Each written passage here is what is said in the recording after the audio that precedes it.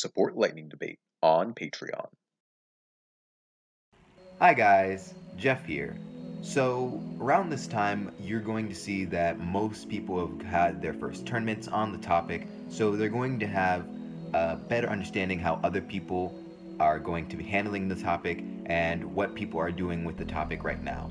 So, I've had that too, where I've been judging and being able to see rounds and see how people are taking the information on the topic and reading the meta. So I'm just going to give you an update on how the meta has changed based off what we assumed it was going to be at the beginning of this, when we first got the topic at the beginning of the month, to see how it's going to probably change going forward for the next topic for the rest of the tournaments coming up. So let's talk about strength of position.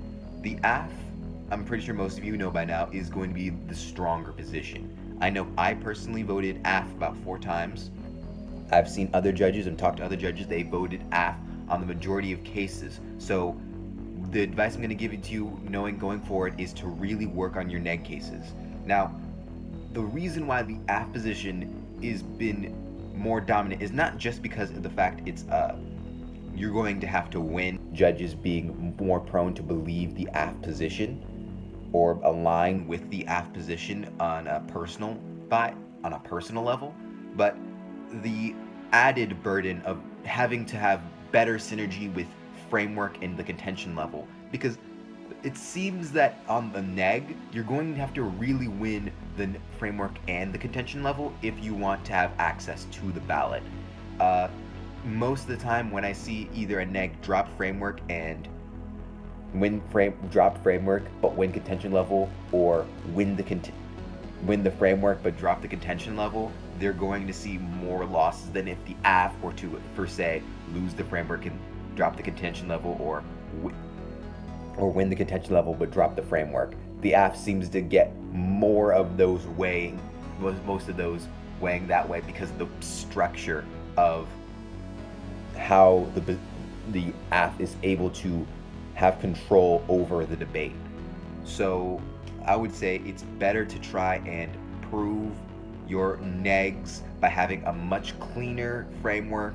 You need to get your framework to make sure that it has very good synergy with the points you can win on the contention level, and make sure that you go for offense rather than defense, because it seems that terminal defense on the neg is not really going to win you rounds.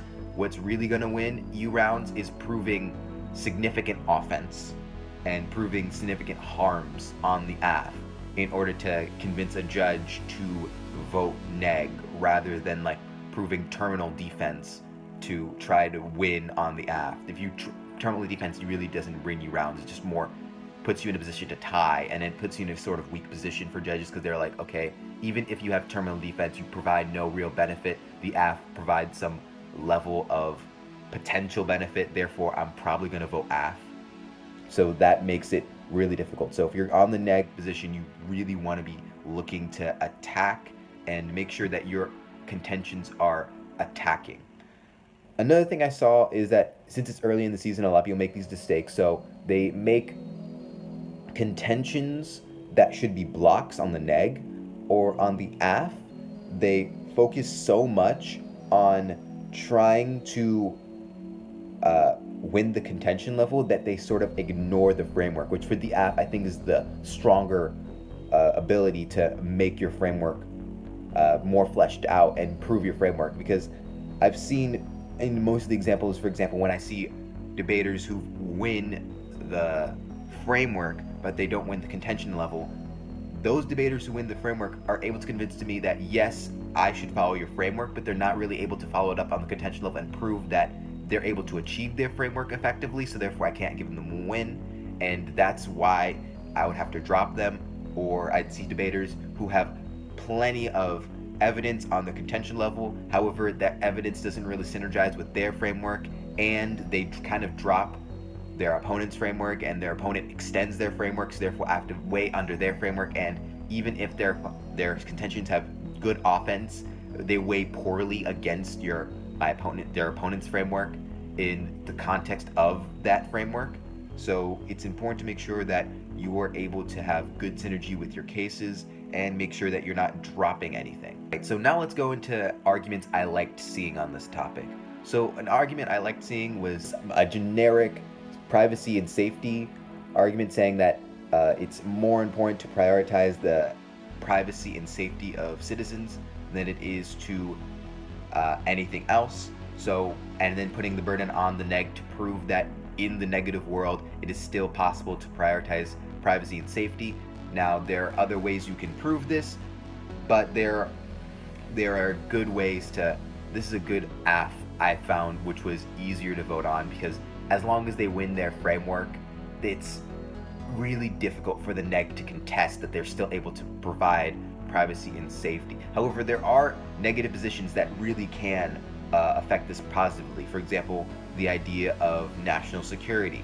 Now, with national security, you're able to say, okay, if there's a national security threat, prove it, and you can prove that revealing confidential sources can provide some level of threat to national security, or like not having them disclosed would like threaten national security in some way or some manner, then you could easily meet that burden and prove that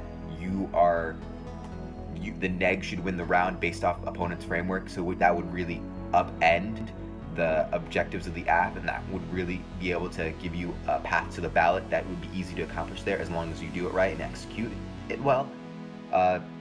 However, the problem with national security is that if you win national security, it's an easier framework to win or prove that it's why it's more important because of it goes in well with a lot of other frameworks. So it is easy to prove why it precedes or should be weighed first.